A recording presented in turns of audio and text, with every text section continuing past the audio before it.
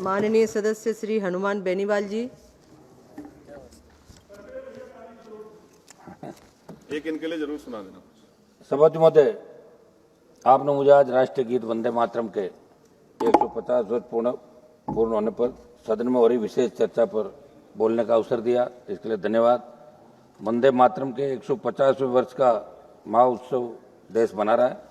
ये पुण्य अवसर हमें नई प्रेरणा देगा, कोटि कोटि देशवासियों को नई ऊर्जा से भरेगा। इस दिन को इतिहास की तारीख में अंकित करने के लिए भी आज सब लोग जिस तरह मिलकर कर रहे थे, लेकिन दुर्भाग्य इस बात का जो संख्या उसके अंदर होनी चाहिए, वो लोग इसको इतना सीरियस नहीं ले रहे हैं जितने इधर के लोग ले रहे हैं। इधर के नेता बात कर रहे थे, अब तो कोई नहीं दिख रहा, 3-3, 4-4 लोग बैठे हैं। ये तो हम सिंगल मेंबर हैं जो कोरम पूरा कर रहे हैं आपका लोकसभा का।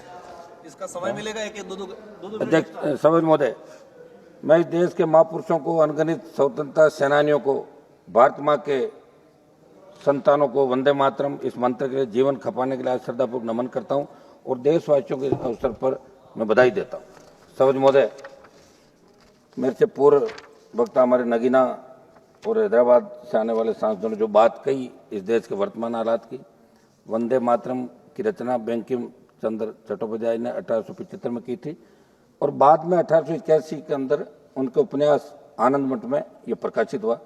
जब बंकिम बाबू ने वंदे मातरम की रचना की तब भारत अपने उस स्वर्णिम दौर जो सोने की चिड़िया कहलाता था उससे बहुत दूर जा चुका था। विदेशी आक्रमणकारियों ने उनके हमले, लूटपाट, अंग्रेजों की शोषणकारी नीतियां, उस समय हमारा देश गरीबी और भूखमरी के चंगुल से करा रहा था। तब भी बंकिम बाबू ने उस बुरे हालात की स्थितियों में भी चारों तरफ दर्द था, विनाश था, शोक था, सब कुछ डूबता हुआ नजर आ रहा था। ऐसे समय बंकिम बाबू ने समर्थ भारत का आह्वान किया, क्योंकि उन्होंने विश्वास था कि मुश्किलें कितनी भी क्यों ना हो, भारत अपने स्वर्णिम दौर को पुनर्जीवित कर सकता है और इसलिए उन्होंने आह्वान किया वंदे मातरम। भारत की आज़ादी के आंदोलन में वंदे मातरम जैसी रचना की बहुत महत्वपूर्ण भूमिका रही। इसलिए गुलामी के उस कालखंड में वंदे मातरम इस संकल्प का उद्घोष बन गया था और उद्घोष था भारत की आज़ादी का। माँ भारती के हाथों से गुलामी की बेड़ियां टूटेगी और उसकी संतानें स्वयं अपने भाग्य विधाता बनेगी। सभापति महोदय, मैं राजस्थान की धरती से आता हूं। ये धरती भी शक्ति एवं भक्ति वीरों की धरती रही है। हमारे से भी बहुत से स्वतंत्र सेनानियों ने, बहुत से लोगों ने आज़ादी के आंदोलन में शहादत दी।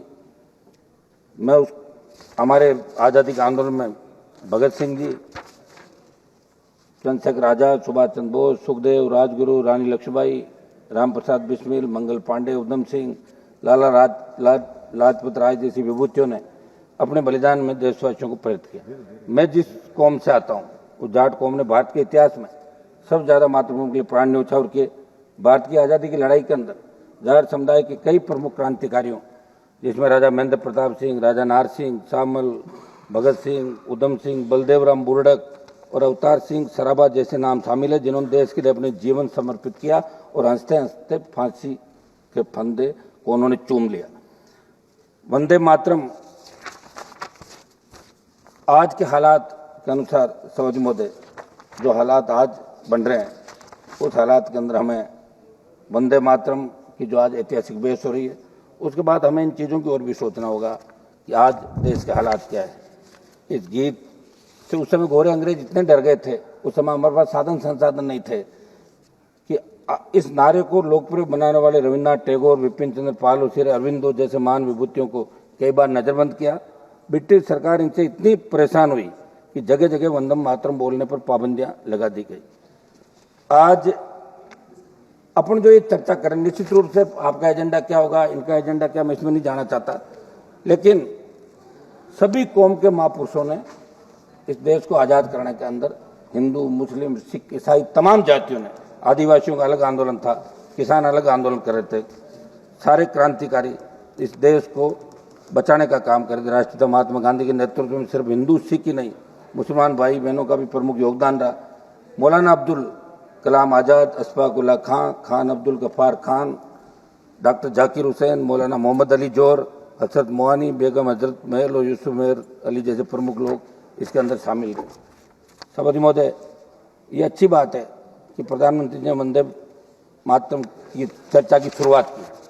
वंदे मातरम जय हिंद देश की संस्कृति और स्वतंत्रता संग्राम से जुड़े नारे, लेकिन इसी सरकार ने जिसने राज्यसभा में नारों के इस्तेमाल पर प्रतिबंध संबंधी अधिसूचना जारी की थी।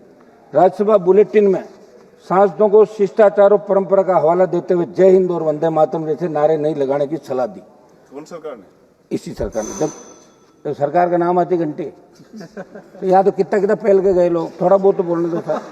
जब इन्हीं पर चर्चा करते हैं तो बहुत कुछ आक्षेप लगता है। उम्मीद है कि वंदे मातरम पर व्यापक और सार्थक चर्चा होगी और ये चर्चा पश्चिम बंगाल चुनाव को ध्यान में रखकर किसी एजेंडे में न बदल जाए।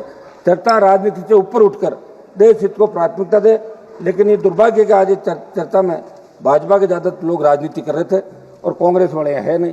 ये भी बड़ा दुर्भाग्य। आप देखिए, वर्तमान सरकार के पर नहीं बल्कि देश के सामने मौजूद जटिल समस्याओं, महंगाई, बेरोजगारी, आर्थिक विकास, महिला सुरक्षा, किसानों की व्यापक समस्याओं, सांप्रदायिक हिंसाओं, समाज में बढ़ता अपराध, युवाओं में बढ़ता नशा, इन पर रोक देने की आवश्यकता है।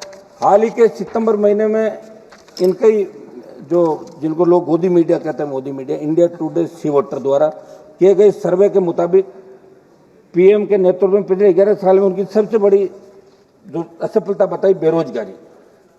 27.1% लोगों का मानना है कि बेरोजगारी सरकार की सबसे बड़ी असफलता। 6.5% लोगों ने आर्थिक उन्नति को धीमे होने की बात कही। 5.8% लोगों मतलब मोदी सरकार के तो अल्पसंख्यक समुदाय में भय का माहौल। 5.3% लोगों मतलब महिला सुरक्षा और 4.8% कह रहे हैं कि आतंकवाद को न संभाल पाना भी दिक्कत है। बहुत उम्मीद करी थी, मैं भी आपके एनडीए में था पिछली बार जब जीत के आया था। और ये जो हालात अभी ऑपरेशन सिंदूर और उसके बाद बना, जब 14 में सरकार आई, 19 में आई, 24 में आई, तो नौजवानों ने एक सपना सोचा कि अब सादत नहीं होगी बॉर्डर पे, अब देश सुरक्षित हो गया। लेकिन अभी उतने शहीद हो रहे हैं हमारे लोग, तो ये सादत कब रुकेगी ये देश जानना चाहता है। मैं एक घटना का जिक्र करना चाहूंगा सऊद महोदय। 1905 में बंग आंदोलन के दौरान अंग्रेजों ने वंदे मातरम के सार्वजनिक प्रतिबंध लगाया। फिर भी 14 अप्रैल 1906 को 22 साल में हजारों लोगों ने अंग्रेजों के आदेश को नहीं माना, तब पुलिस ने उन पर लाठीचार्ज किया। सऊद महोदय, आज सरकार वंदे मातरम चर्चा जरूर करवा रही है, मगर 22 साल में 1906 में अंग्रेजी हुकूमत ने क्या भाजपा की सरकार भी उसी नीति पर नहीं चल रही है? हरियाणा का जाट आरक्षण आंदोलन, राजस्थान का गुर्जर आरक्षण आंदोलन, पहलवान बेटियों का आंदोलन, फिर किसान आंदोलन का जिक्र करें। आपकी पार्टी की सरकार ने आंदोलनों को अंग्रेजों की तर्ज पर कुचलने का काम किया। ऐसे में आपको राष्ट्रगीत के महत्व को आत्मसात करने की आवश्यकता है। सवज महोदय, बस 1 मिनट समाप्त कराऊं। सवज महोदय, मुझे लग रहा है कि जैसी थोड़ी सी बात होती है आप घंटी बजा देती है। यहाँ आज सब लोग चर्चा में भाग ले रहे हैं, हम सब बैठे हैं शाम तक, तो आपको सबको सुनने की आदत रखनी चाहिए। छोड़ोगे नहीं तो सुधार कैसे? 1 मिनट समाप्त कराऊं, सब लास्ट तो बोल रहे थे मुझे। 1 मिनट बैठा कंक्लूड कर लेने दो। बस लास्ट मेरा इतना ही निवेदन था। आज अपन ये इतनी बड़ी चर्चा करें, हाउस चल रहा है, इंडिगो की फ्लाइटें रद्द हो गई, लेकिन आज 5:30 बजे इंडिगो फ्लाइट के अंदर जो लूथरा ब्रदर्स दोनों भाई है, जो गोवा के नाइट क्लब में आग लगी, 27 लोग मारे गए और इंडिगो फ्लाइट से दोनों भाई भाग गए यहीं से। पार्लियामेंट चली, इससे बड़ा दुर्भाग्य नहीं हो सकता। कौन सी